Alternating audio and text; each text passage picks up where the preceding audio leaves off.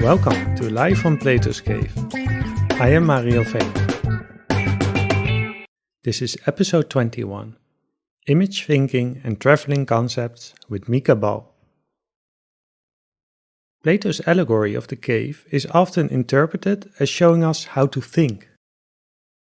But in previous episodes, we discussed how the allegory itself is a kind of image that can be read as a theory of images and imaging, and that has also produced many images ever since Plato wrote about it.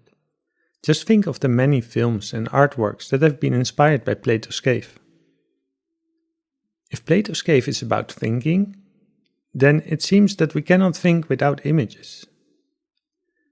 So, what is this connection between image and thinking? If thinking is enhanced or even depends on making images, does that mean that art making is also a kind of thinking? In this episode, we discuss Mieke 45th book, which is called Image Thinking, Art Making as Cultural Analysis. It was published this year and I really recommend it. I spoke with Mieke before in episode 3 about art, urgency and internship. Mieke started as a literary scholar. Her commitment is to interdisciplinary approaches to cultural artifacts and their potential effects. She focuses on gender, migratory culture, psychoanalysis and the critique of capitalism. Mieke supervised 81 PhDs, published 45 books, and curated many exhibitions. She also directed films and documentaries, many of which have been exhibited as video installations all over the world. Mieke was recently elected for the year 2022-2023 to the one-year chair L'Invention de l'Europe par les langues et les cultures at the Collège de France in Paris. Her book Image Thinking proposes a new model of synthesis of creative and intellectual work. It merges theoretical and practical considerations in innovative and empowering ways, while clarifying difficult concepts through accounts of practice, including trauma, agency, identity, and affect. Speaking of concepts, we also briefly discuss Mieke's influential idea of traveling concepts, which I have been working with a lot, and which she introduced in her 2002 book Traveling Concepts in the Humanities. I hope that this discussion around image thinking and traveling concepts will be helpful to you. As we mentioned a few times in our conversation, it's not so much about applying these concepts, but about working with them and making them your own. They're like gifts or even friends. If you have any questions or comments, or if you want to find out how you can support this podcast, go to livefromplatoscave.com. Okay, we switch to English. Yes, oh yeah, right. That's always good to know, otherwise only some of the people will be able to follow it, I guess. Oh, of course, yes. So I do have some people listening from South Africa, I know, so they might be able to follow it. Well, we spoke a little over a year ago, and you mentioned that you were working on a book, Image Thinking, and now it's out and now we can discuss it. So I'm very happy about that. I am too. And just to say, I have the book here, and it's a big book. It's not a small book. I know. It's nice. It's the soft cover. Usually they have a hardback, but I actually prefer soft. They have both. I got hardbacks, and the softback is this one with a good deal. What's happening there?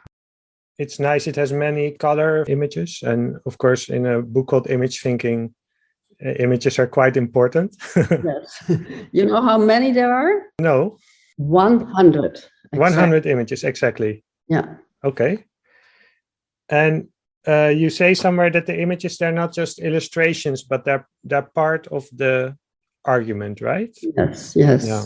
So I think this book, I read it with great pleasure. I also, as I went along, I started to get more and more nervous for this conversation, because how are we going to do justice to this? I guess the first thing to say is that people should read it. Yes. And the subtitle is Art Making as Cultural Analysis. And I love art, but I'm not by any means an expert or anything like that. And I really got a lot out of this book from a philosophical perspective, social perspective. And so maybe let's start with the first question. Who did you write this book for? That's always a very difficult question. I think I wrote it for a very many different audiences. For people interested in art, for people interested in cultural analysis, of course, but also for more generally interested people who are who wonder about, why I do this. Because when I first started to make films, a lot of people said, hey, she's switching careers. Oh, that's okay. She's written enough books. She can now pursue a hobby. And that really upset me because that's not at all how I see it. So I wrote it really for people to understand what I was about, making films as cultural analysis. And this was my target audience were the people who did not believe that I could do both and integrate it. So the people who thought either I was a bad artist, which some people in this country do think, or I was abandoning cultural analysis, which is not true. So I thought it would be good to clarify my endeavor, to clarify why I am doing this and what I hope to get people to understand. So that's sort of a very broad answer to your question. It's not specifically for people in this or that field. It is basically for people who can handle and can be intrigued by interdisciplinary analysis. Yeah, that's also the nature of cultural analysis. I think I remember being in a master's program. There were literary people in the group, artists, historians, media people, and we could all discuss the same things because we had this way of working, which we will get into a little bit later, but working with concepts. Yes. That is the entrance into interdisciplinarity, in my view. Yes. So I noticed as I read the book, the main text is about 400 pages. Because I had to read it kind of quickly. Normally I would take much more time with this, but I noticed that some of the parts were drawing my attention more than others because they started to be in dialogue with things that I have been thinking about myself or with topics that we have discussed on the podcast. So I thought, okay, instead of trying to give an overview of the whole book, we can kind of focus on those. And in figuring out how to discuss the book, the image of concepts as gifts came to me. We're both academics, but I think many people are interested in topics over a longer period of time in their lives. And to understand that or to be in dialogue with that or to even see it, they use concepts. Yes. And a concept is like maybe a gift that you can unwrap. Sometimes somebody can give you a concept and you start to look at the world in a different way. Yeah. And those concepts, like a good gift, stays with you many years. And it kind of changes and it travels with you.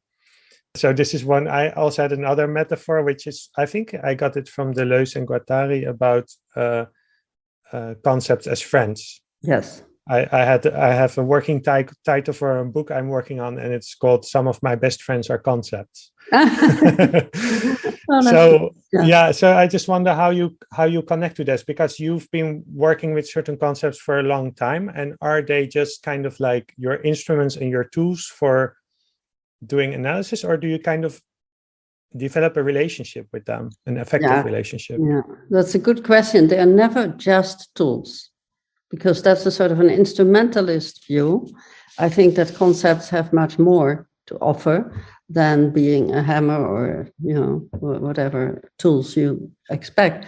I think the point, and then in that sense, your idea of concepts as gifts is excellent. It is something that comes to you because some teacher tells it, or you read it somewhere, or you encounter it. It comes up in your own mind, and then you have something that you feel you can interact with. I think the point of the Deleuze and Guattari about concept as friends also makes total sense. A friend is not a lover. There is this book by Lorraine Code, a wonderful feminist Canadian philosopher, who writes about a little bit in critique of Plato's idea of the teacher as lover and all the exclusions that brings about.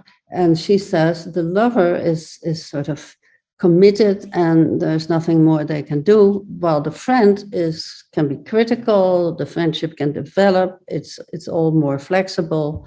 And so she comes up with a whole list of features of friendship that make friendship more interesting and relevant for working in the cultural field than the metaphor of the lover. So for me, that's both the gift and the friendship are good concepts, good ideas or metaphors for concepts.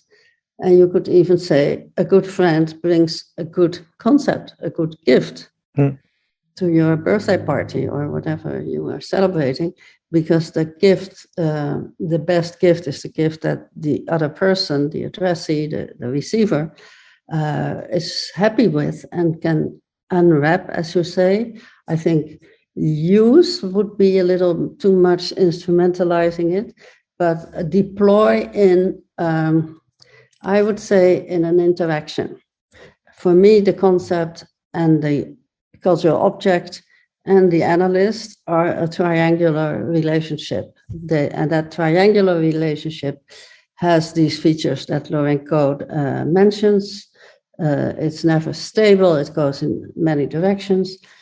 It develops. It's flexible, and that is, I think, what a good concept and a good analyst and a good object should do together.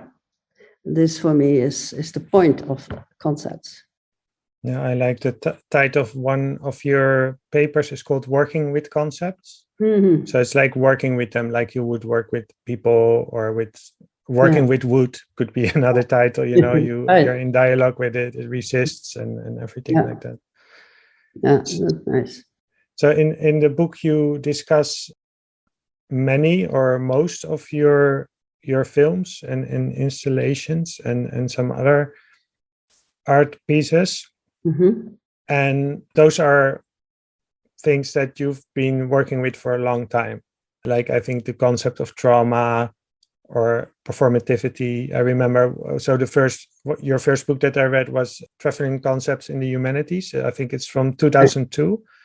So I think that one starts with performance and performativity. I have it here. I don't think so. Okay. I don't think it's the first chapter. I think it is later, but it is... or maybe it starts with concept. It starts with concept and image, mise en scène, framing, and then performance and performativity. But it is a very central concept. Yeah, and of course, image and all those. And now you write about them again, and you've, after Traveling Concepts in the Humanities before too, but after, I think mostly you've been working with films to develop that. So it's like, it's a lot. I'm sorry. No, it's great because I can come back to it again and again. But how long have you been working on this book? Oh, the book, it's hard to say because I actually, the actual writing of it, like preparing the manuscript for the publisher, was very quick. That was during the COVID lockdown. But I've been working on the films, and I had written articles about the films, and I've been reworking that in this book. So it's not a book that I just started to write one day and then finished. But it was rather quick because I had these ideas about the films. It really helped me to understand my own film work much better. So that it was rather quick. It's quick, but it's about a long stretch of time and, Yes, and a it's wide about, range. Yeah. yeah. So then why of all the concepts that you could have chosen, for instance, memory or something like that, why image thinking as the title and the focus? Right, that's because it's not so much a concept as it is a way of working. What I wanted to address with that, to see this is really interesting. I was first thinking of thought images. I thought my films are producing thought images. And then I thought that's not quite right. If I started to study the literature on that, and then my partner actually came up with the idea of image thinking as the reverse. And so this is not as a concept that I propose it, but as a method, as a way of working, in the sense that I wanted to address the idea that you can do your thinking through, with, and in images. And so that thinking and images are not separate. It's not that you think about images. And it was also very important to address the idea that you learn from images and not about them so much. There's no analysis of classical painting or anything in the book. It's really that the thinking and the making go together. They go hand in hand. And in that sense, it is not so much, as I said, it's not so much a concept, but it is rather a way of working in which the visual, or the audio-visual in this case, gets the chance to interact with the thought in development. And so the thinking, as I could have called it visual thinking, but that would be too a little limiting. And so I thought image thinking was a little more open, and this is why I chose that as the focus. So it's not as a concept that I propose it, but as a method. And could you, because maybe this is getting a little bit abstract for listeners, could you give an example of an example of what you mean by a thought image? Because you mentioned that before, an example of what image thinking could look like. And of course, we'll get more into it, but. Well, image thinking is thinking with, as if hand in hand with images. So the thinking develops in your interaction with the images, with making them, with seeing them. You know, in filmmaking, you have the filming, but then you have the editing, and you have all these processes, After Effects, that make it denser and denser. And for me, well, let's say, thinking about or writing about images would be taking an image and coming up with a concept and put the two together as the concept would almost be a grid that defines the image. And I have done that in my earlier work on Rembrandt and Caravaggio and contemporary art. And I have done that, and I'm not against it, but I thought that I was really looking for something that could explain how the thinking and the making go together. Mm-hmm. And that has really been very revealing. And that's what I try to write down in the book. An example is difficult to give, but you could say that one of the things is this chapter 7 with the women, the mothers of migrants, where you can see that the installation form, because the form of presentation, of course, is also part of the whole process. The installation form, where you put the images on television screens or monitors in a living room setting, which is an intimate setting, and that brings in the intimacy that the women have been, have had and have been deprived of by the departure of their child. And so this was a way of realizing in the installation, and here I take the installation itself as an image, the installation made it possible to give the women not only the voice that they deserve and that they take, but also the place in the home where they can feel at home. But there is a gap, there is a lack, the child who has left. And that realization is I think, very much a consequence of the kind of image thinking that this project entailed. So in that case, the installation is the focus. When we speak about migrants, the focus, we have images in mind, which in the Netherlands, maybe people in, I don't know what they call them, migrant centers. Yeah. People in tents, people trying to climb on the trains. Yeah. But your installation is not about those migrants, but the idea, I mean, it's very voor de hand liggend, how you say, very obvious that those migrants leave home and they leave family behind and they leave their mother behind. Yeah. But you never hear anything about the mothers. No, and so no. the installation is just them speaking, but they just speak. I think there are some questions, but not that many, right? So they're also in their living room speaking to the camera. Yeah. No, the idea is that I put the whole setup was that they choose a space in their own homes, so the living room or the dining room, or a space that they feel comfortable in. Then the other person, the interlocutor, which can be the child who has left and is coming back for holidays, or the husband or a daughter, a daughter-in-law, the interlocutor sits behind the camera, so you don't see them.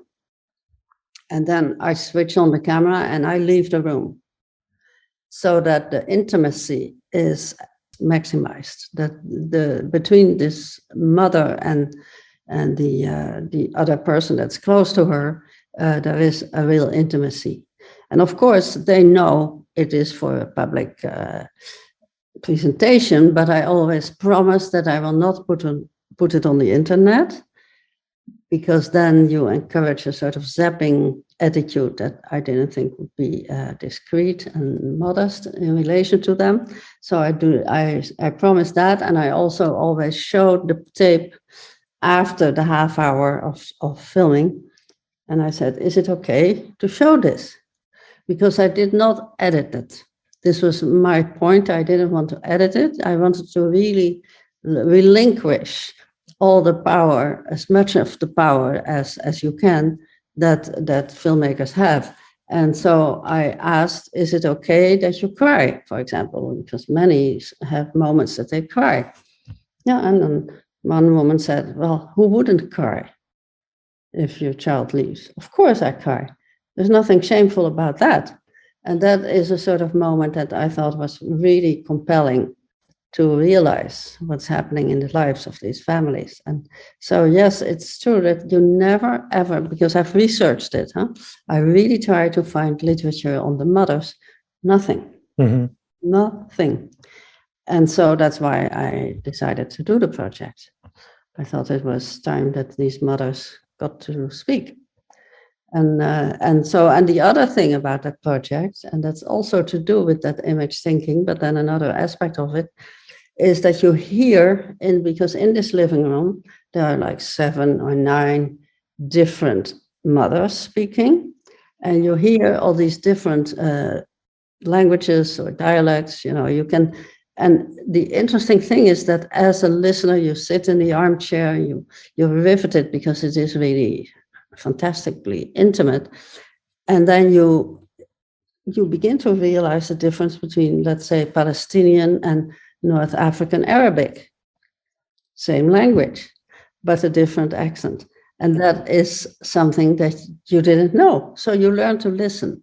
And that's another aspect of it, that learning to listen and learning to look and learning, to be with the women is I think is important. And something that we spoke about last year, taking time, because you create this living room setting that invites you to sit down and get comfortable and not just look 5 minutes, but actually spend maybe half an hour or more there. Yeah. No, that's another very important aspect. Yeah. Okay, so so maybe one thing to take away here from is that it's image thinking is not just something that happens in your head, but it involves material world and others in the setting, different media as well. This is an installation can be in a museum, but there's also television and audio. It involves you to sit there. It involves some connection, some feeling, some effect. It's very affective because you realize, the women are very outspoken about their grief and their missing the child and all that. So you realize what happens in the life of these women, and that is, I think, an important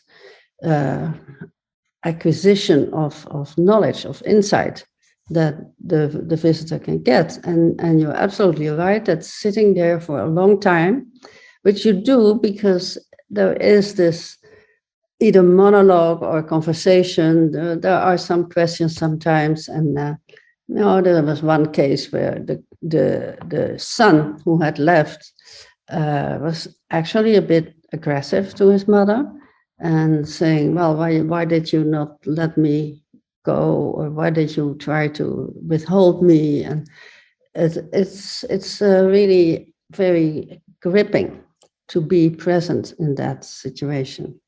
Which is why it's obviously important to play it back to the mothers and say, are you okay with this? Because it would be very, very intruding if you didn't do that. So in that setting, who is doing the image thinking? Of obviously, how you explained it, you are doing it in creating that setting. But if I go in there, am I doing image thinking or also? Yeah. Yes, as a visitor also. And the visitor in that sense is like, you could compare the visitor maybe to the students, who is also, engaged with what the teacher sets out to show and argue. But that you are also doing the image thinking, absolutely. Okay, well, let's come back to it later. I wanted to talk one thing which is also kind of out of self-interest, because in the cultural analysis master, like I said, the traveling concept in the humanities was the starting point. And in that book, you outline a way of doing interdisciplinary work in the humanities. And I've kind of used that ever since. And so I published now sometimes in medical education, and almost every article I quote that book because it's so different from, the normal way. I think in many sciences, the normal way is if you start to speak about, let's say, technology or reflection, first you give the definition. Mm-hmm. Then, okay, you can discuss a little bit. You can say people define it in different ways, like this, like this, like this. And now I choose this definition and that's it. And then you just do your research and you don't talk about it anymore. So the way I've used it is to, well, first, why I want to bring this up is because when I read image thinking, I realized something else about concepts. What can happen is that at one point you think you know it, maybe like a friend again. At one point you think, well, I've known you for 10 years. Okay, I know who you are.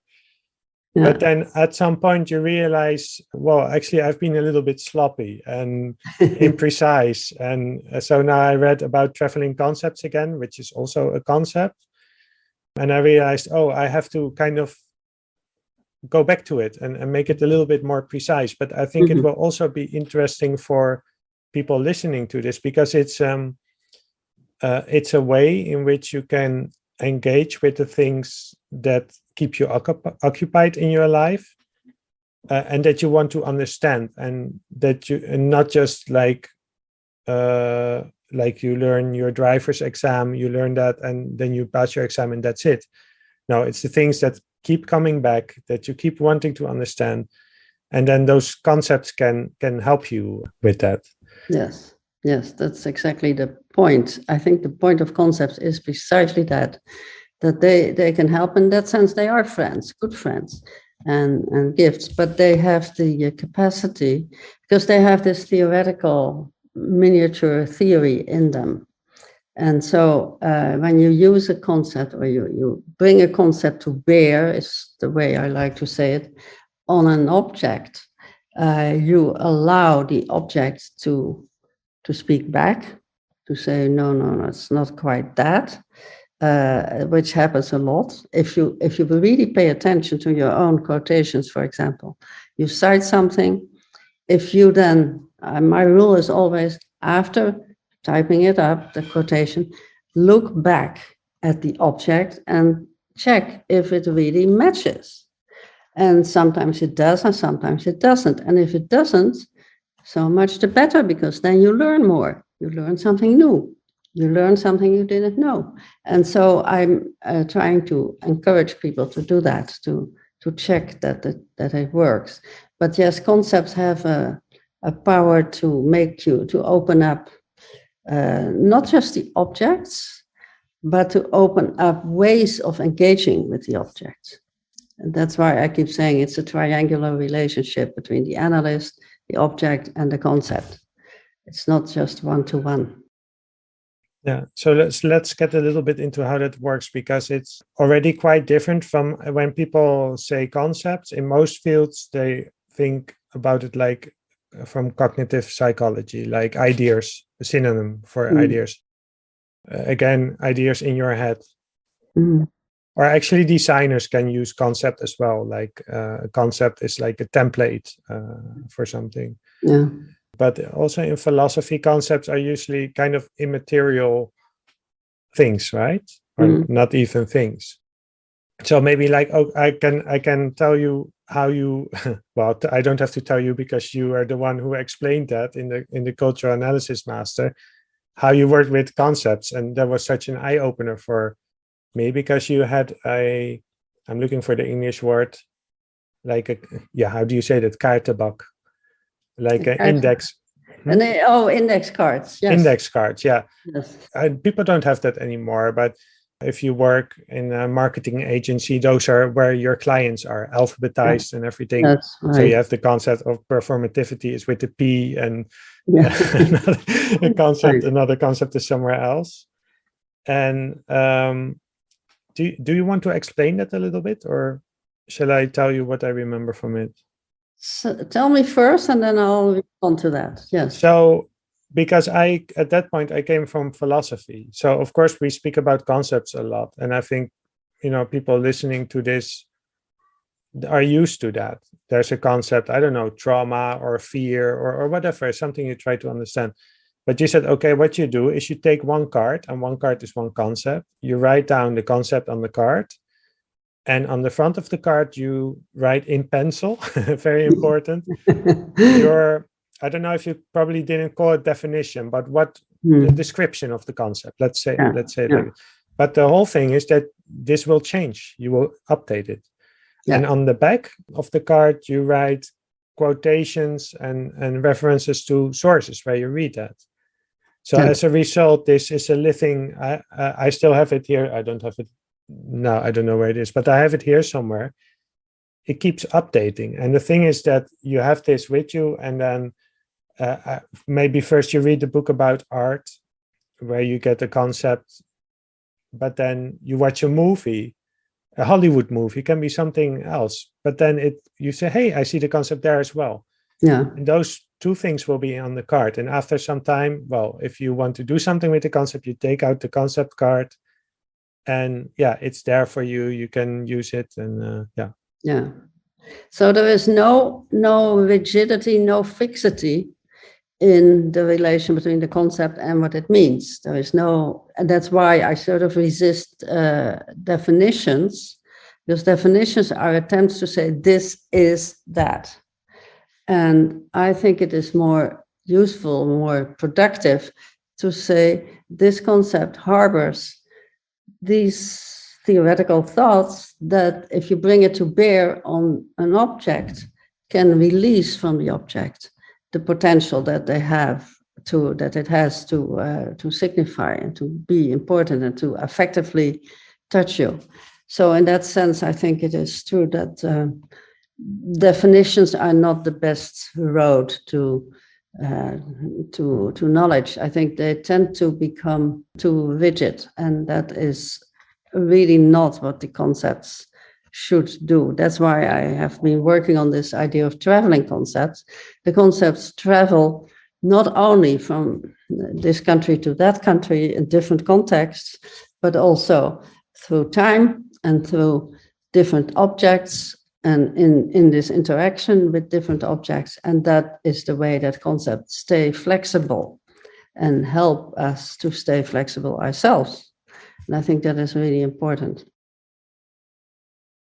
One of the examples you give somewhere is hybrid or hybridity. Hybridity, yes. It comes from biology. Yes. But now probably people think about hybrid cars, but you can...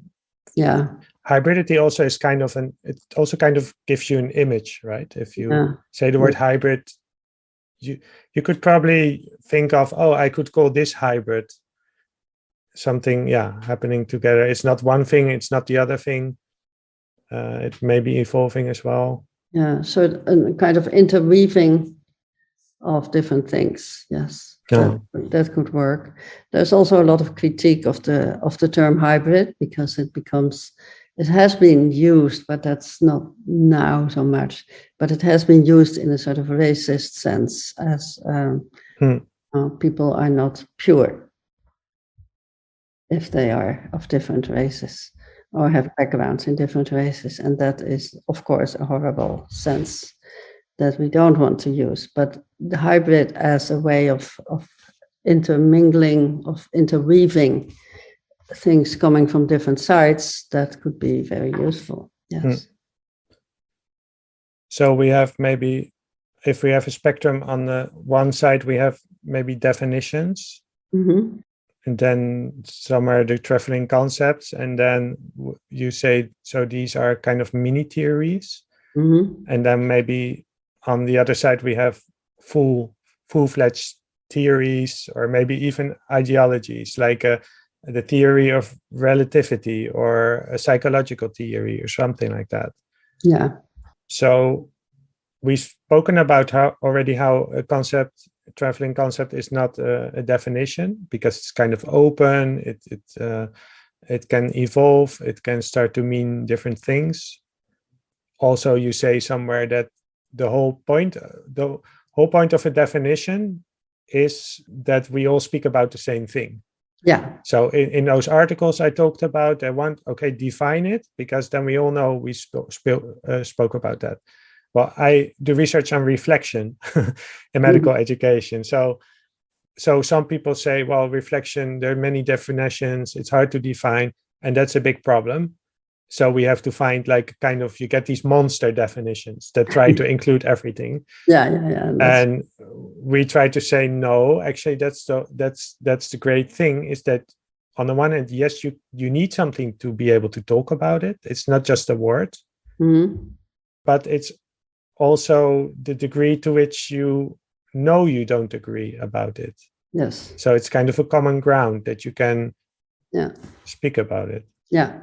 No, absolutely. I think that's really crucial to understand that the concept, the flexibility of the concept doesn't make it imprecise. It shouldn't, but it can make it flexible, and so that it can be brought to bear on different contexts, different framings.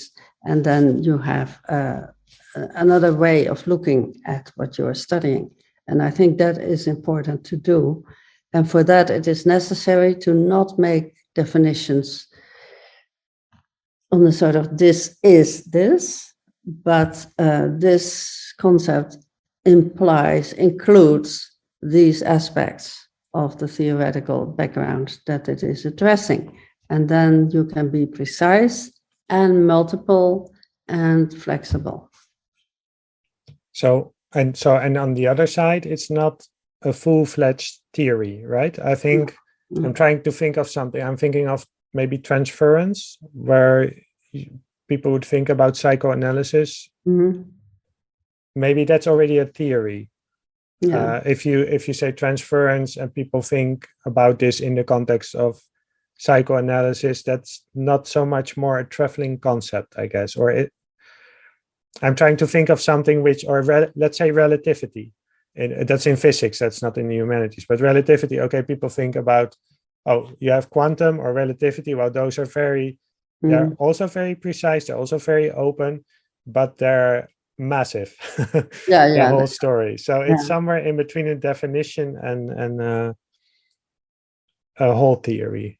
Yeah, no, it can, of course, never be a whole theory of encompassing everything, but it can be a help to get a grip on complex thoughts that you want to keep complex and still understand. And I think that's where the concepts are most useful. And I remember when I developed, the first concept that I developed was focalization in my narrative theory. I had not invented it. It came from Gérard Genette, but he used it in a way that I was critical of. And what I wanted to do was make that concept a kind of narrative strand in the narrative where it wasn't just the person speaking, as in my chapter here on who speaks the documentary, not just the person speaking, but the person perceiving and conveying that perception to the reader as embedded in the narrative. And in that sense, focalization became absolutely crucial for my work on narrative. Totally crucial because I made it a concept that could account for the responsibility of the vision that you get presented. Well, the way it had been first offered was it was just a typology. And you have zero focalization. No, you cannot have zero focalization.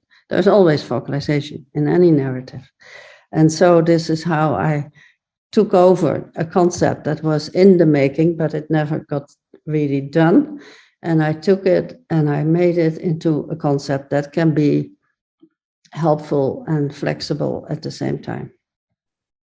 Could we use that, for instance, in what's the title of that installation that we just talked about with Nothing is missing. Nothing is missing. Okay. Nothing is missing. Yeah. Which is a nice title. It was very ironic, of course, but the woman, the mother of the migrant, says this. Yeah. She says nothing is missing because he has bread to eat.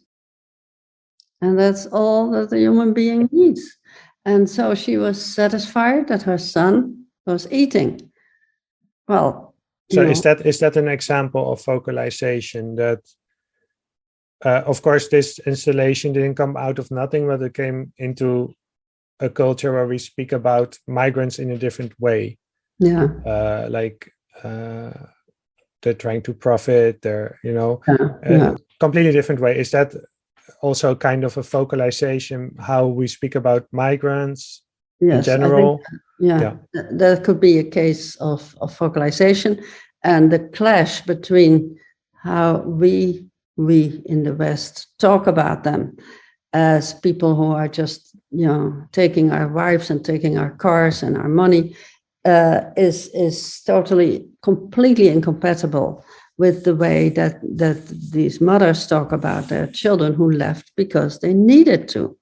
And the need is very different from that attitude of profiting that we attribute often to migrants. Not all of us and not all the time, but there is a problem in the vision that we have. So these are focalizations, yes. So maybe this is something that, because when people are debating this about saying, well, we talk about migrants, or can be other issues, but let's say migrants one-sided, usually what they say is we need different stories. So we need different stories to be told, but maybe focalization is then adding something to that. It's not just about a different story, because if the same person, so maybe in this case it's journalists telling different stories, but maybe they're all speaking from their own perspective. Yeah, perspective was the older word for the same thing. Yeah. Yes. Yeah. Yeah. No, absolutely. And we need more stories, but it's not the stories as such. We need more visions. We need other visions, and we need to be able to be effectively implicated in the visions of others. And then we can get closer to what's happening to people. Mhm. Before we move on, do you have any insight for how people who are maybe not academics can work with concepts? It's difficult to generalize about that, but I think that I would think, or I would hope that the concepts should be clear enough to allow people to work with them. And I have to say, when I was just a very beginning scholar, beginning in narrative theory, I did an experiment with a 10-year-old child of the primary school and tried to explain to her my concepts of narrative theory to see if she could get that. And the amazing thing that happened is her grades for her essays, her grades went up to the ceiling. She suddenly got the best grades in the class because she was able to complicate the narrative structure. And that was because we had been talking about it. I didn't use the terms, but I just said, if we read this, who is looking here at this boy? And then she was able to analyze that. And that made it possible for her to come up with much more interesting essays and texts that she was to write. So this was a really good experience. And I did that because I wanted to know if these concepts could work without the terminology. Because, of course, for a lot of people who are not academics, the terminology can be very off-putting. And think, what is this? Focalization? What the hell can that mean?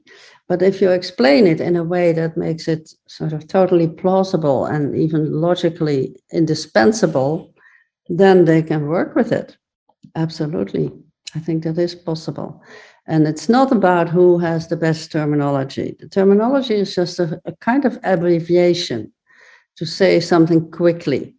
But the content of the concept is this unwrapping of the gift is, what does that help us to understand in the cultural objects that we are looking at or reading? And in that sense, it does work. For me, concepts are very visual to me as well, and they move. So, well, one example which will probably be visual to everyone is constellation. Yes. Which is one of my favorite concepts. And I assume you know this, but Adorno uses it also to describe concepts. So he has this beautiful quote, I could quote it literally, but he says that you're trying to understand something, an object, and then you have these concepts, and these concepts move around this object. That's a constellation. Yeah, to unlock it, like safety, the puzzle box. And it opens not in response to one number, one key, but to a combination. Yeah. And this can change as well. So this constellation, which needs to be moving for you to open something in the object, he doesn't say then you understand the object. No. But it's like a door opens, you can see something. It gives you a different way of access, which access is, for me, one of my other favorite concepts, because it's where ontology and epistemology meet. Yeah. For something, for you to be there in your reality, you need to have some kind of access to it. And it works the other way around for some. Okay, I'm getting on a tangent a little bit. But speaking of Adorno, that was one surprise for me as well in reading your book, is that you refer to, I don't know if it's published as an essay in itself, but it's the last chapter of Negative Dialectics, Meditations of Metaphysics, and the first part of that is called After Auschwitz. Yeah, okay. So that's one of the most, or actually is the most haunting philosophical works I read. Before I was still thinking, well, so this podcast is called Live from Plato's Cave. I was still thinking in terms of these kind of immutable, eternal ideas. And this essay cured me from that. Good. Because I also have a personal connection with the Holocaust through my family and my past. And anyway, I spoke with your partner also about a year ago in the episode about trauma in the Holocaust. Yeah. So, let me just ask first, is because maybe that's what I read into it. What does that piece by Adorno mean to you? You mean Adorno's caution that after Auschwitz it is barbaric to write poetry? Well, it's sorry, I'm referring to the essay which is called After Auschwitz. Yeah. Where he as one part of it, that's where he corrects this as well. Yeah, he takes it back. Yeah, he says, for instance, so first he said it's barbaric to write poetry after Auschwitz, and there he says, but you have as much right to make art as a torture victim has to scream. It's not very uplifting essay, but no, but of course the world is not very uplifting, and at that point, certainly not. I think it was very good that he did this. And the interesting thing is this whole discussion, Adorno against himself in a way. Yeah. First saying no, and then saying, well, that's not quite right. I thought, first of all, it's fantastic when a philosopher of his status is capable of changing opinions and saying that, but also the fact that he was really talking about reality, about the reality of what had happened and what was still happening. That was, for me, it was because philosophy is always a little, I always wonder, what's it about? I know that you as a philosopher wouldn't like that, but I always have this doubt that philosophy has pertinence, relevance. But Adorno made it have relevance. And then, of course, Deleuze also and other people. But the obviousness is not there. It's not obvious that philosophy is always about something real. And in Adorno's case, I think it is. And he makes that very clear and he's very lucid in that. And I really admire him to be willing to say, perhaps I was wrong saying this. Because, and then he comes up with people who have been beaten up with rifles will have as much right to scream and to express themselves as other people. And that is, of course, totally true. And so his initial caution, you would think that an initial warning, it's barbaric to write poetry after Auschwitz, should be rejected. But no, this is the thing. That was also very important. And I think that the fact that he had two opinions that went the one against the other makes it even stronger. Because of course it is, you cannot say it is barbaric. Barbaric is not an easy term anyway. But to condemn writing, no, but enjoying poetry. It's really about enjoying the beauty of art and literature after all this horror. That would be what he calls barbaric. But then that is not the answer to everything. And I think a philosopher who's capable of changing opinions has my admiration. The other one is Wittgenstein. He also, had a sort of certainty at the end of the Tractatus where he says, of what one cannot speak, one should keep silent. And then later, in a conversation with a colleague, he said, no, that was actually wrong. Of what one cannot speak, one can show. And of course, for me, as a visual artist, that is absolutely crucial. And it was very important to realize that he had actually, in a sense, also like Adorno, withdrawn his initial, forbidding opinion and nuanced it. Yeah, he even thought at that point, okay, now philosophy is finished. Yeah. And he started working as a school teacher, I think. Yeah, until he had this insight. Yeah. Yeah, no, that was brilliant. Yeah. So I very much connect to this, and especially to this this chapter of Adorno, where he does that even within the chapter. He's saying one thing. He's saying a very strong opinion, but then he's saying exactly the opposite, and that keeps on happening. Yeah. But it's leading somewhere. So some of the things that he is struggling with, I think, is the relationship, like in Plato's cave, between something universal and something particular or mundane. And what is that relationship between the two? Because it will be too easy to say, as some other philosophers have said, well, we shouldn't talk about the universal at all anymore, because we know what it can lead to, like ideology. Look at the Holocaust. That's an example of totalitarianism and the way a concept can, just take over everything. Yes. But he didn't do that, because he does talk as well about the universal. So he keeps them both, even they're both not perfect. No, and it's very difficult to say this is universal. So you quoted me in your questions here about saying something about the traveling concept. The traveling is the universal, not the concept, but the fact that concepts travel, that happens all the time. And in that sense, it would be universal. But it's also, there's this other issue is about the universal being opposed to, in a sort of binary thinking that I reject, opposed to relativism.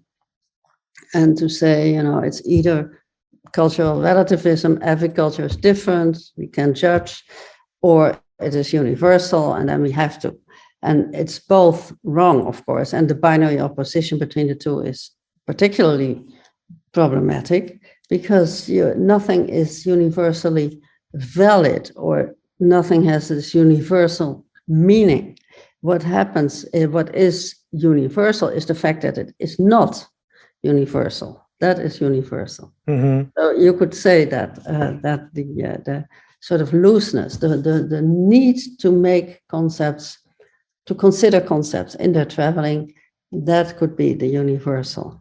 And then there's this other thing, another example that I used also in that 7th chapter about mothers, that motherhood is universal. Yes and no, it is and it isn't. It is, you cannot say that every culture the motherhood has the same, sentimental value and the same affective need and all that. But to say, oh, it's just normal that in Africa children die because there's not enough food and there is all these insects, and no, that is making the relativism totally unacceptable. It is not, relativism can never condone something that we all know we have to reject.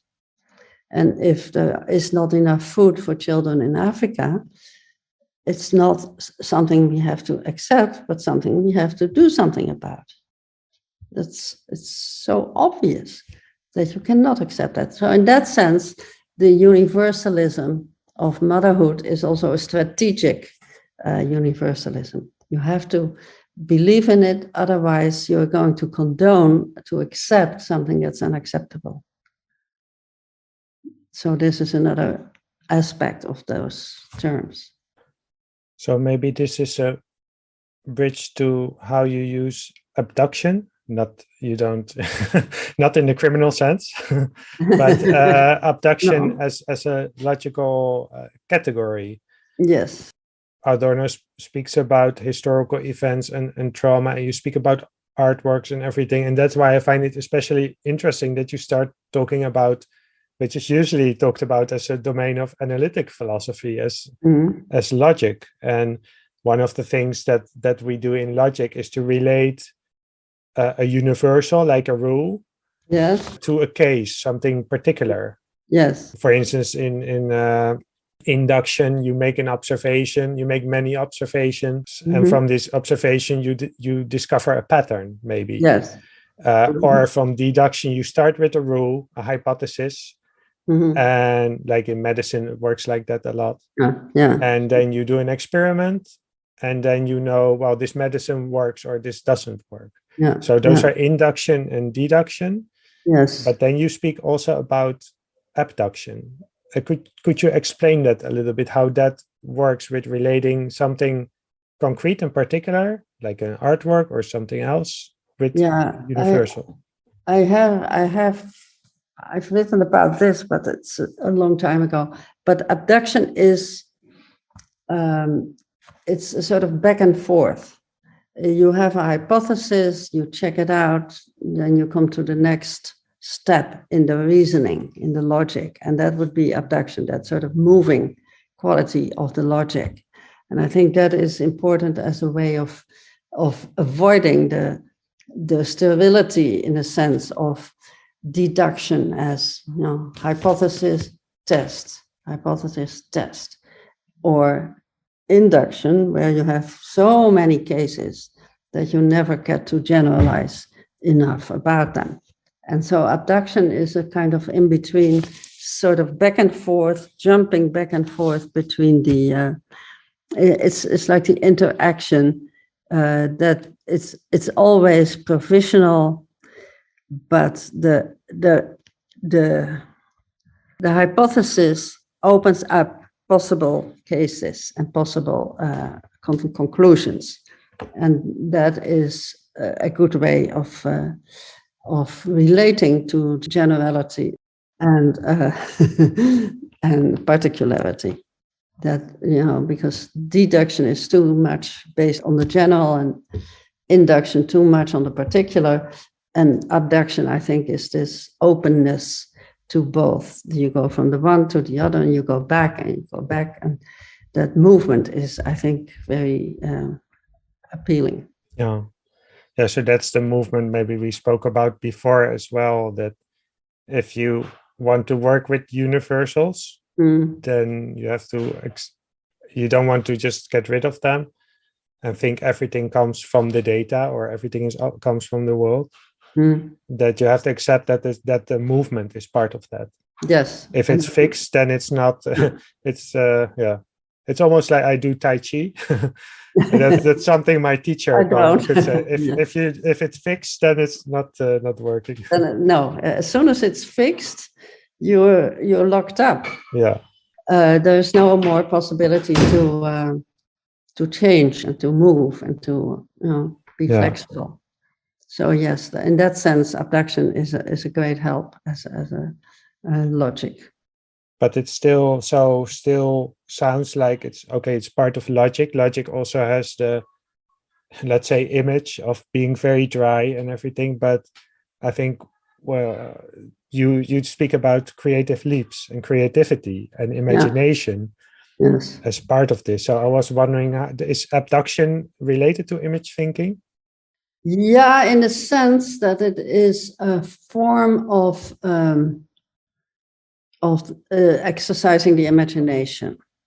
And in that sense, it comes close, but it's not. Image thinking is really about making images. I use the verb imaging also, which is not the same as imagining. So imagining is, you come up with ideas or thoughts or images, figures, and that is a very important faculty. I think imagination is totally crucial. But imaging is a way of giving a visual shape to an idea. And that is something, in a sense, more specific. And I think that is a useful concept also, imaging as a verb, to give shape, to make shape, to give shape to something that would not otherwise have a shape, would otherwise be invisible. I think that is that's a sort of a possibility to be more imaginative visually. Mm-hmm. Yeah, this connects to what we speak about a little bit later, maybe what you do with time in the book. Yeah. Okay, so we're still talking about some of the themes that Adorno addresses. This abduction is a way of thinking, a way of analyzing. But there's also another way in which you address this relationship between the singular and the universal in your book, which again, it seems to be a theme, migrants. Oh, yes. We've had many, images of migrants drowning here. There seems to be something about the media that we find something collectively very important and horrifying, but after a while, not anymore so much. I think we're noticing this now with the war in Ukraine. Yeah. We had it as well with Corona in the beginning when people were clapping for the healthcare workers. Yeah. And there seems to be, I don't know, there's probably some people who thought about this, but at one point, we cannot hear it anymore. We cannot see it anymore.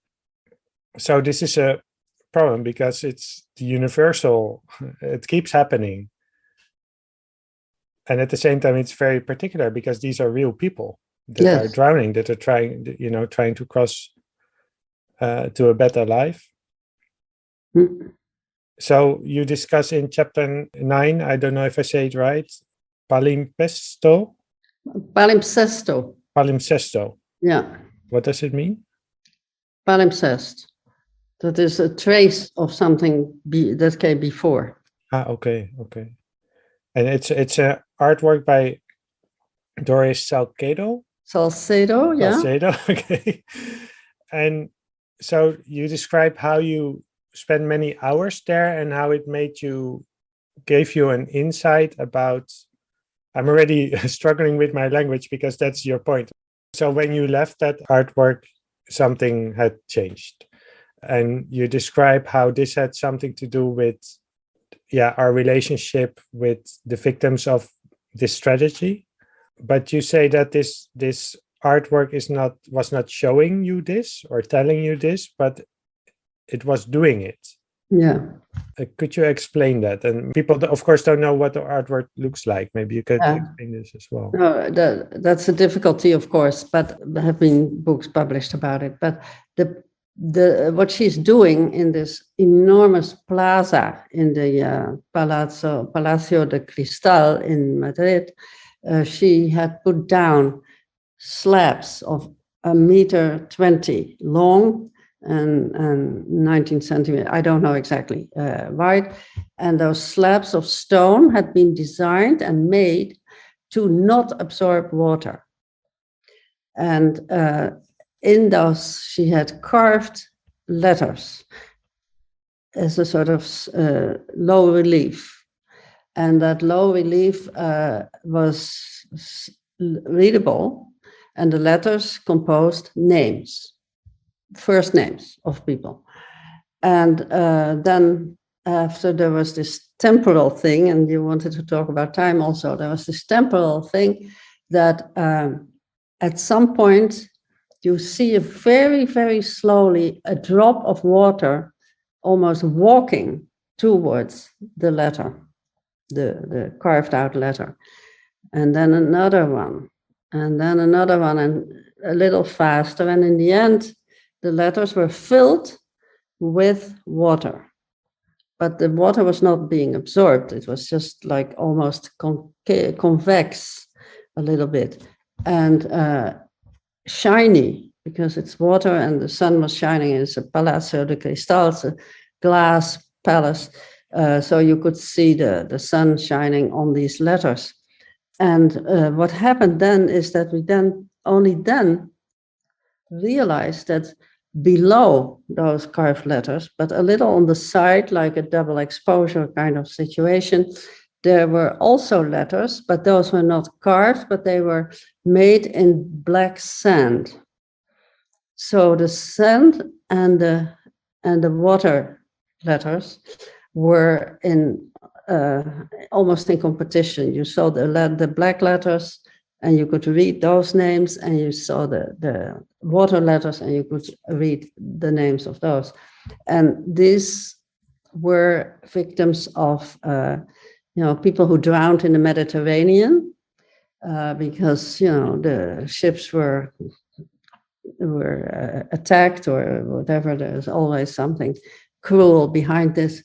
People had drowned in the Mediterranean. And the fact that there was sand and water, of course, was also a medium, an intermedial presentation of too much sand and too much water, or not enough drinkable water, but too much seawater. And that's how the people died. So she has collected these names, and the names you immediately recognize Arabic names, but she has collected those names from the archives of the people who have drowned. And the movement of the letters, the water letters, going so slowly, and then after 2 or 3 minutes, they would withdraw. There was a mechanism underneath the stone slabs that made the water recede. And then it came again, and it receded again. And it is so riveting because first of all, you want to see it happening. The names are coming, so it's like the people are coming. It's like the film, like Carne e Arena, the film by Anita Iñárritu, where you also see the people coming, but here you see the names coming. And so in a sense that is doing something. She doesn't show people. She doesn't show the misery and the hunger and the thirst. She only puts down the names. So she is not telling the story. We know that it is that these people are reminiscences. That's why she calls it palimpsesto, traces of the dead, the drowned in the Mediterranean. But what she is doing is making it happen, that awareness. She's not making the drowning happen. She's making our awareness happen. In that sense, she's doing it. And what was so incredible during I was there a long time, and as I said, I was there hours and hours, that some people were very careful because you could only walk on the floor, and these letters were on the floor, so there was no way to avoid them. So either you could carefully step over them, or some people just casually step onto them, not being aware of what they are doing. And that difference I kept looking at. I kept looking at how some people just so almost nasty, just step on those letters, like killing them again. And other people are very careful and respectful. And that difference was a really important moment of realization what art can do. But art can only do it if people collaborate with it. And the people who just step on the letters, they don't collaborate. They just look and they chat with each other and they go away after 5 minutes. But the difference between those two attitudes for me was very, very important. What is it that made you spend many hours there? Because, I mean, I can imagine that after 30 minutes, you've seen a few cycles of this. You've maybe thought about what is happening, why did you make this? What is it doing with me? So what is it that makes an artwork so, do you keep seeing new things, or is there something else happening? Well, one of the things that happened was that it was over this whole long floor. The floor was a very large space. And somehow, once I had understood what the names meant and why they were there, I had to see them all. And I had to see them all fill up and recede and fill up again. And so I had to see them all. I went through this whole plaza to be there with each individual, because one of the things that this work does is, this is about particular and universal, it is saying every person who died is one person. It's individuals. It's not a mass. And that was a very important thing to almost to not only to realize, but to participate in honoring these people and in saying, you count, and you count. And all that together made it almost the time went by without me realizing I'd been there so long. Yeah, so when we're talking about time, the time went by quickly. Time is relative in that sense. And it also relates to another concept that you write about, contemporaneity. Yes. Being together in time. So we are together in time. Yes. With those migrants. Yes. And the mothers of those migrants who are leaving behind right now. Yes, absolutely. But we're not together with them. Yeah. I spoke with Dominic Patman, and I think that's episode 10. One of the things that he said is that the we is missing in this time that we live at the moment. So there's no collective is a difficult word to say, but there's no we, us and the migrant. It's us and them. Yeah, that us and them remains that's the greatest fallacy, the greatest problem, that us and them, and we are safe and they are dying. And that's totally unacceptable, of course. But it's not so much the we, I would say, but I've been working on the concept of contemporaneity, and I called it exhibition-ism. So exhibitionism, but exhibition as the ism, as the state that in which we can be together. Contemporary. Con means together and temporary in time. So we are together in time in an exhibition. If the exhibition, and this is one of my obsessions, if the exhibition allows it by providing seating to take time with the artworks and with other visitors. And I have maybe I talked about that in the previous blog already, but I have made an experiment in Oslo in the Munch Museum with providing seating. And I insisted on it. I said, there has to be seating because people need the time. And they need to be encouraged to give the time. Because if you don't have seating, people are, after half an hour, they have back problems and knee problems and they leave. And this is the pest of the museums today, that there's never, there are benches in the middle of a very wide gallery, but then when you sit on the bench, you cannot see the works. And what I did in the Munch Museum in Oslo was to make the benches very close to the wall on which the paintings were hanging low. So you were on eye level with the paintings and with the videos also, but with the paintings was the primary point. And that eye level made it possible to see things that people had never seen before, even people who go to that museum all the time. And one artist friend said, I've seen this painting at least 20 times, and I've never seen that little man behind the curtain that you see when you sit there.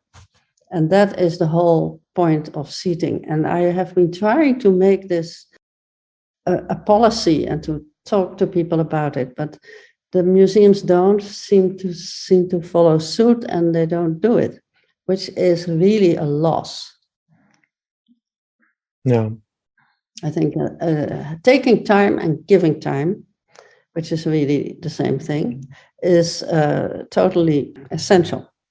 I guess it relates to even maybe to the discussion we had about definitions, but also about universals. I think one thing about universal is that you think you've seen it, or you've studied something once and you think you've understood it, and that's it. That's where it stops, and then it stops moving.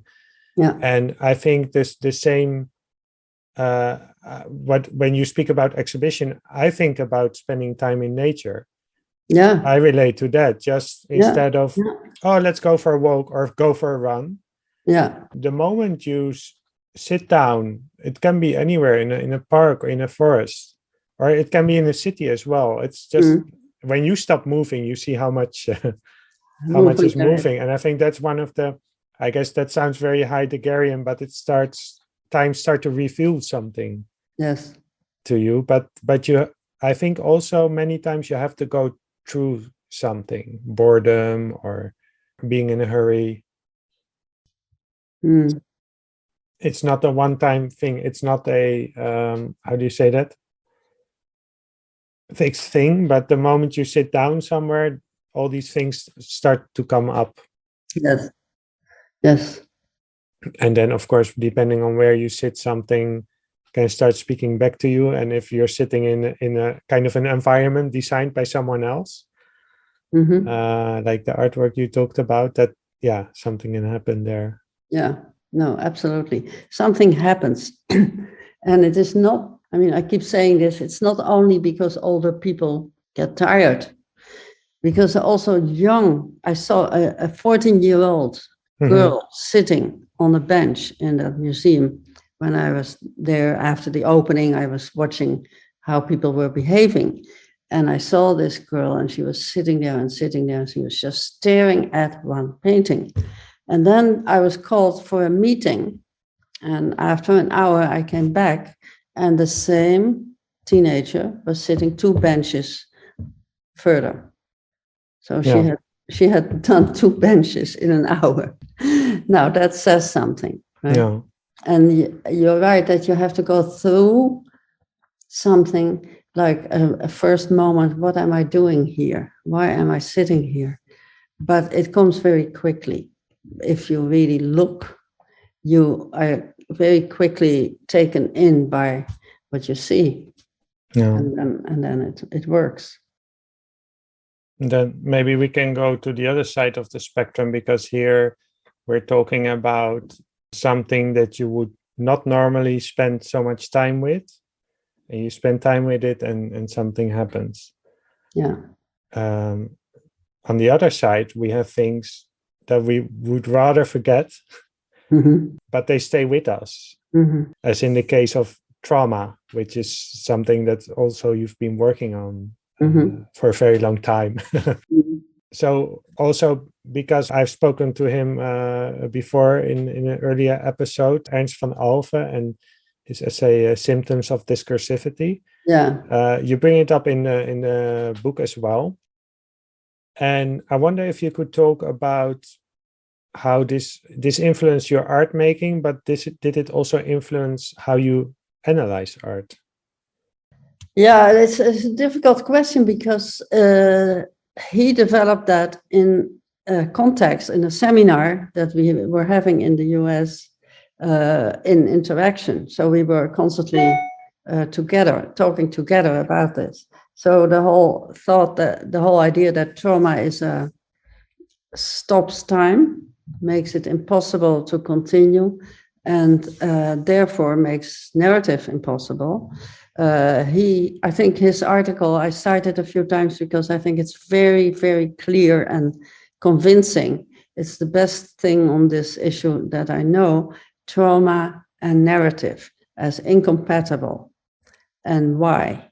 And he gives examples from Holocaust testimonies and literature, and but he makes it very clear that trauma and narrative cannot work together.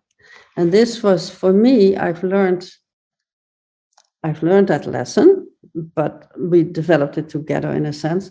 But I've learned it also in my analytical work when I was starting to do the Don Quixote project, which I did in 2019 in the end, but I have started much earlier.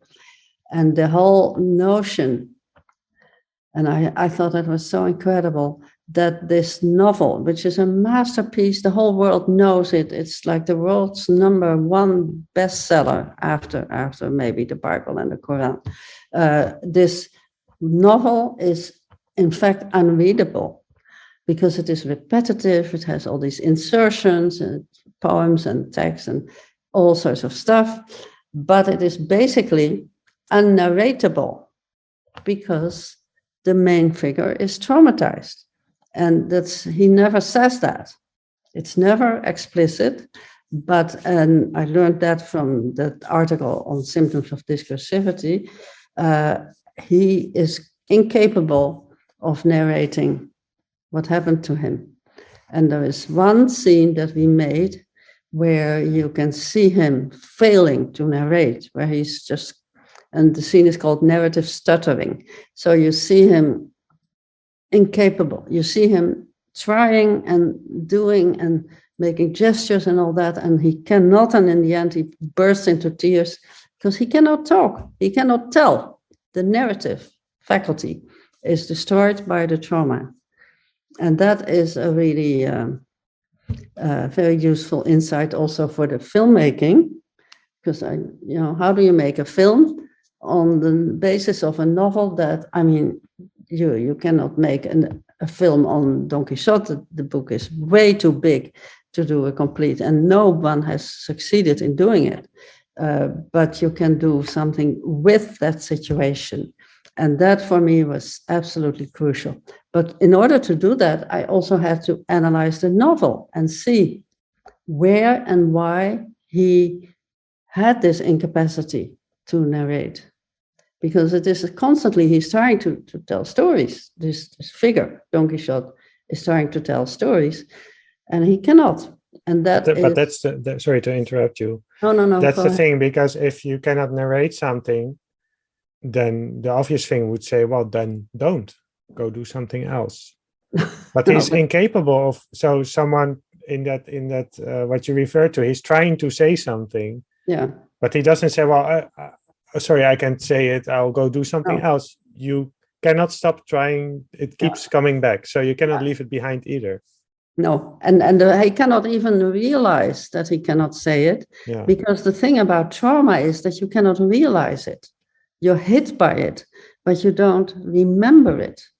Trauma is incompatible with memory. Yeah. Although we always think that trauma is a form of memory, but no, it's incompatible with memory. So he doesn't realize what he wanted to say, and that he cannot do it. Yeah. So he keeps trying.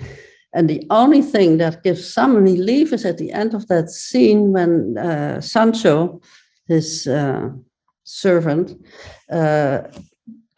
embraces him and takes him in his or her arms. It's a woman who plays the role. So in our case, it's a woman.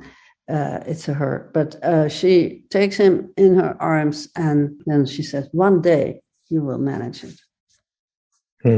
And that's the moment that he's not entirely alone. At that moment, he realizes he doesn't remember the trauma, but he does know he's not entirely alone. And that is the small consolation for him. It's a very moving scene. Yeah. There's a parallel with the scene about Descartes that we also talked about last time, where we don't have to tell the whole story, but so someone is traumatized, they cannot, let's say, express themselves. So then it's up to you to make a connection, to go where they are. Yeah, right. Basically, right. Yeah. And in order to do that, because there's no method, that's the whole thing. There is no method, there is no story, there's no way of making sense. Like someone who went through something horrible, you want to say the right thing, or you want to say it will get better, or you want to say, let me know if I can do something but you, of course, you say those things, but they're not connecting. So yeah. Oh, right. I think that's a very beautiful part about that. And the other part is about the idea. Again, this is for me like very visual, is that something is coming true. And a lot of times this happens in art. Like maybe Cervantes wrote this novel, it was a healing experience for him as well, or at least something. Happened. Yeah, speaking of Adorno and writing art after trauma. Oh, what we did. That was my daughter. Oh, your daughter. My daughter hurt her knee. I hope she's not traumatized. But no. But Cervantes, yes. And this is actually in like 2 sentences. You can read it in the novel. Cervantes was, after the battle, the Spaniards had won a big battle, and they were going back to Spain celebrating. And Rodrigo Cervantes and Miguel de Cervantes, the older, Miguel is the writer, were taken in slavery and were captured by corsairs and taken and sold in slavery in Algiers. And the most incredible thing, and I have to say this because it is so incredible, is that the parents were not rich, and they wanted to redeem, because it was a commercial thing, it was capitalism. They wanted to redeem their sons, but they didn't have enough money. And so at some point they had begged and begged, and they had enough money for one. And because Miguel was the older son, they sent it to him. And what does he do? He gives it to Rodrigo. And he says, you go. And so and this was after years. And in the end, he got out by money from the church, but he got out after 5.5 years. Now, just imagine that for 5.5 years, you don't know if you will ever get out. Right? You don't know that. And he didn't know that. And so it's an incredible story. And there is a beautiful book written by a Colombian woman, a literary historian, who has herself been captured by the FARC in Colombia and been held in the jungle for 8.5 months, which is not the same as 5.5 years, but you don't know when you're there if you even survive. So this was someone who really understood the trauma. And she wrote a beautiful book about Cervantes and this whole slavery situation.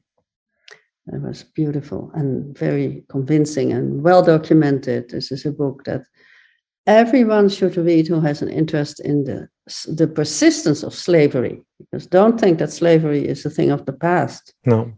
It's not. Now, we talked about this a few episodes ago with Ian Partman about living with the past that you have not lived, but it's your past, and right. It can be a burden, and you have to do something with it. So I don't know if that's correct to say that you're traumatized by something that you haven't personally lived through. Well, you have and you haven't.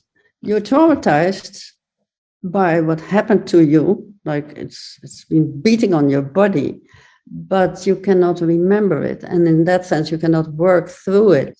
So you cannot get over it because you have no clear memory of it, because the memory is part of what is being erased in the trauma. No, it's a horrible situation that happens to people and that we should be aware of. And the only way that people can be helped, we have been working on I don't know if we talked about this already in the previous one, the film on madness. I made a film on madness together with Michel Williams-Gamaker, a British artist, but also together with the author of the book on which it is based, who is a psychoanalyst of trauma. And she is incredibly powerful in her way of treating. She's capable of helping people who are traumatized, but because she changes a little bit the Freudian method to make it more equal, and it is successful. She manages to get people out of the drugs, out of the hospital, back to work. Now, that is an amazing performance. That is not easy to do, but she does it because she really goes with them. So there is a way in which that empathy can help, but it's no guarantee. I like how you write about this in the book, also to illustrate image thinking. So she wrote a book. She had some images. She wrote a book. This book is very much visual, as we talked about also with Mark Reinhardt about Plato's allegory being visual, even though it's a text, it's also an image. you read that book, which kind of conjured up images that you had yourself, that you then say, well, I had to make this Yes. film, which then also, of course, a film is, it's easy to say how they produce images, that if I see the film, so there are all these, it's not one image. No. There are many, many images, and it's also not the case that it's, so the film we see is a copy of a copy of a copy of the image that the author of this original book had. No. But they somehow, they're all there, they work together, it's one big happy mess. Yeah, no, the great thing about Françoise Davran, the author of the book, is that she's completely open to the input that Michel and I brought in. And I was constantly worried that she would feel betrayed, or that she would feel that the images were not appropriate for her memory of what she had done and seen, because the book is based on basically on fiction, but also documentary of treatments, of analytical treatments. But she was never doing that. On the contrary, she said, no, I feel the book has been enriched by the film. Mm. And that was, of course, a lovely thing to hear when you make a film. 2 years of work. And it was lovely to hear that. It was fantastic. But she also has that generosity and that openness that makes it possible to work with her in a constructive way. Because you often hear about people who have difficulty when a film is being made based on a book, and they said, oh no, that's not what I meant. But she never said that. No, because it doesn't fit maybe the image they had of the No, book. yeah, that could be a reason, but she had her images, and she knew that working with these images was working for the patients. And so different images could also work. So maybe that is the key term, that you were working with the book instead of trying to copy it or just show it. Yes, absolutely. We were working with the book and through the images in the book. Yeah. And it's true that at some point when we had finished the film, we were invited to present it to an association of what we now would call schizophrenic patients. But they don't call it that. They call themselves hearingvoices.com. That's a website. And there was this, like 200 people in this huge room. And we were presenting a film of 2 hours. And after that, and I was a little nervous. I thought, if these people don't like it, then there is some futility in this whole endeavor. And then after the film was over, there was silence. And then a thundering applause. And after that, a woman raised her hand and said, if I had had an analyst like this woman, and Françoise was there, so she in the hospital, I would have been able to raise my own son, who was sitting next to her. Mm. And of course, this was a very sad thing to say. She had not been able to raise her son because she was locked up in a hospital because she was schizophrenic. And that is something she could see how this would have worked for her. Françoise's approach would have worked for her. And that is, and then other people raised their hands, and there were all these stories. And so I was reassured that the film made sense. Mm. Yeah, beautiful. Yeah, it was lovely. So we've been talking about time. We've been talking about time gets very abstract and messy very quickly. So you gave us an image for time, an octopus. Yes. Yeah, maybe you would sell more books if you would call it the octopus of time. Maybe, I don't know. It's a very compelling image. Yeah. Why an octopus? It's kind of a mad image. Yeah, it is. It is pretty mad. And that chapter, I think it's chapter 4 or something. That chapter has a title. I think I have it somewhere here. Oh yeah, Contemporaneity heterochrony, anachronism, for preposterous history. Those are the three elements of time. And the contemporaneity is like the body of the octopus. Mm-hmm. And then the heterochrony is the different tentacles that each have a different relationship to time. And then there is the, this sort of the cultural feeding, the sucking cups on the tentacles, with which the octopus feeds itself from the culture in which it swims or lives. And so that was the idea of the octopus as an image, a metaphor. But also the main point was that it has these different tentacles, different feeding cups, different temporalities, that it is an animal of multiplicity, of plurality. And that made it the best image for this, the best metaphor for time. Yeah, it probably has a contradiction in itself. My partner is bringing me a glass of wine. Oh, that's very nice. I'm sorry, your daughter probably cannot do that. No. I don't drink anyway, so that's okay. Oh, you don't? Okay. Yeah, so the octopus is, if you look at I just think about this I don't even know the title, but people have seen it, about a beautiful documentary about the octopus and how intelligent they are. Oh, I don't know it. I will send you the title. Yeah, please do. One thing I like about it is that an octopus is like an alien. I can relate to cats or to dogs. I can kind of see, how they are similar, but the octopus is so different in form that you have to look, where are the eyes, where is the brain, and everything like that. Right.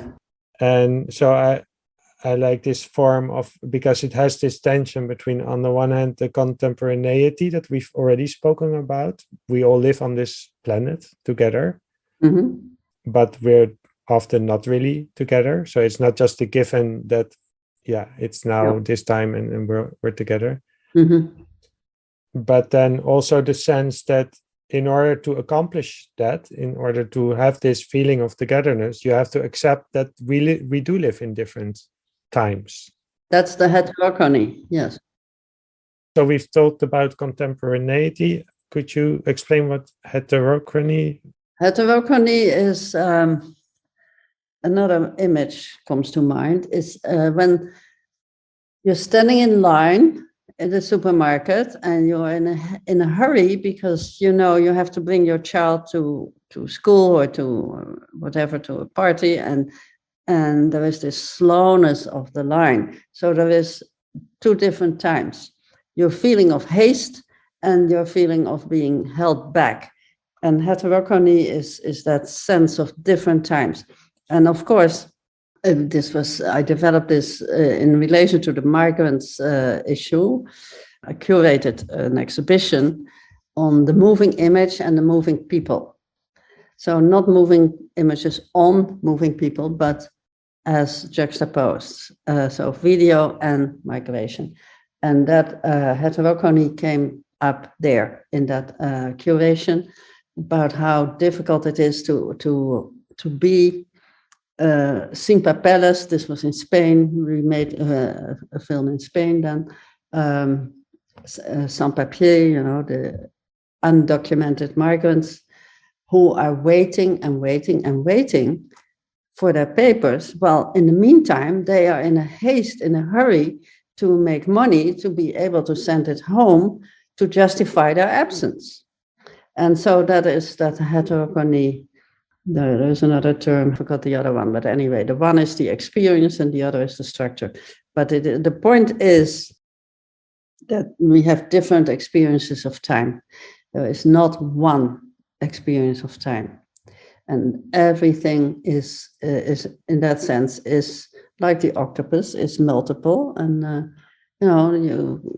kids go to school, they know they have to be there on time, so they go on time, and sometimes they are not. And all those elements of being too late and too early and to not being able to master time is another thing. And you cannot master it. That all counts in this whole imaging of the octopus. Mhm. It's a case of imaging. And in the book, you see an octopus in ceramic made by artists. Yeah, yeah. Because that's the beauty of the image as a thought image. It doesn't, like I just mentioned a documentary that it instantly made me think of that you haven't seen. So it's not just that you think about something and you communicate that, like your ideas from your head coming to my head, but the thought image makes me, engage with other images that I have. That Yes. and so you provide something rich but also precise. Another image, I don't know if you've seen this film called Arrival. It's a science fiction film, but it's a very nice film. Arrival? Arrival, yeah. I think I have, but I'm not sure. So the film it's a science fiction film where extraterrestrials come, but they're in a spaceship, and the protagonist is a linguist and a physicist as well, but she's the main character. And they go inside, and those aliens, that was the other image, they look kind of like octopuses. Okay. Well, the film anyway is about the relationship between language and time, because she has to learn their language, but as she learns their language, her sense of time changes, and she starts to remember things from the future. That's what I thought about as well. The concepts we use, the language you use, and the relationship to time. Yeah. And what it gives me is that because I think about time, not all the time, not but all the time, a lot of time, is that it gives some images and some concreteness and some materiality to work with it. Yeah, that's great. Yeah. No, time is so abstract. If you haven't really a grip on it, the only thing we know is clock time. Yeah. And the clock time, that's, like I wake up, whether I set the alarm or not, I wake up at 6 o'clock. There's nothing I can do about it. And that is because my body has adapted to clock time. Mm-hmm. But that's not the only time there is. I talked to Marcia Bjornerud, a geoscientist again, and she wrote this book called Timefulness. Timefulness, okay. I mean, I see again parallels where she says, okay, in the current situation with climate change, everything going on, we have to understand the planet that we're living on and the time. But she says that in order to do that, we can say it's 5.4 billion years old or whatever. Doesn't mean anything. That's clock time. Yeah. So she speaks about we have to tell the story, and anyway, like awareness of time. Yeah. No, it's now so urgent. Yeah. It has to, and it's probably too late. So speaking of time, we almost have to come to a close, but there was one question as well out of personal interest, because so we've talked about Adorno, that's something he uses the phrase thinking that does not come to a rest. Mm-hmm. Concepts are moving, everything is moving all the time, but it also means that it's never really finished. So you've produced a lot, books, articles, exhibitions, lectures, many different areas. So you seem to have mastered this skill of finishing a product, which is about something. Yeah, so that's what I struggle with myself. I have so many unfinished projects that are never going to be finished. So when do you say, okay, this is it? Now it's done, at least for now. Yeah, well, he has a good point, Adorno, that nothing is ever finished, but you can stop. And that means that you accept the unfinished nature of your product by saying, okay, now here I stop. And that's what I did with this book. I needed it to be published. I wanted it out. And so at some point I thought, okay, this last chapter is going to be short, and I'm going to do a few points, and that is it for now. I stop. And I thought, this is really strange, but I am so addicted to this productivity that I felt almost a bit depressed for not having a project. And then I got this invitation in Paris. Suddenly, I have a new project. I have to do what they ask. So it's not only your own projects that you cannot always finish them. You cannot finish anything, but you can stop it. You can say, okay, so far for now. Mm-hmm. And then make an ending that I always recommend it to my PhDs. Do your last epilogue as a sort of setting up of a new project. Just say, after this, what can we do? Well, maybe this. And you come up with a new project. But in this case, it just fell on my lap. I now have to do a project on Europe.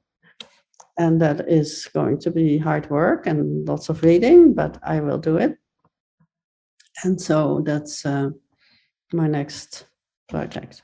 I guess that's what we'll speak about next year. Yes. I hope that I manage it, yes. As a last question, I have a little bit of a sense of people who listen to this, and I know some people are very engaged with expressing themselves, whether it's in writing or making art or something. And sometimes it can be related to traumas or coming to grips with the past and the work we're working on. And of course, making art can be very therapeutic and healing in itself. So two-part question. The first is for those people, what can image thinking bring that it goes beyond just expressing yourself and it becomes maybe something else? And on the other side of the spectrum, we have the intellectuals listening to this, the right. philosophers who read Heidegger and everything like that, and they like to think and everything. Yeah. But maybe is there a way that they can bring in something to do with art and image in their thinking? Yeah, it's wonderful that you raised that issue, that last one, because I've always protested against the notion of artistic research, because it's only artists who have to be more intellectual, but intellectuals are not asked to be more creative. Yeah. So there is no mutuality. They're punished for it, actually. I can speak from experience. And then it's not scientific enough. And no, absolutely. So I think there is the dryness of intellectual work is encouraged by the dogmas of philosophy of science. But the other question, what can people do?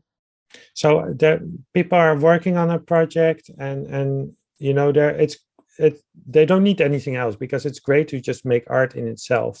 Yeah. But I feel there's something else, like a methodological way of approaching it. Yeah, no, it's clear. It's clear, and I appreciate the question. How can people get beyond this obsession with self-expression? First of all, it's the self. That's the problem.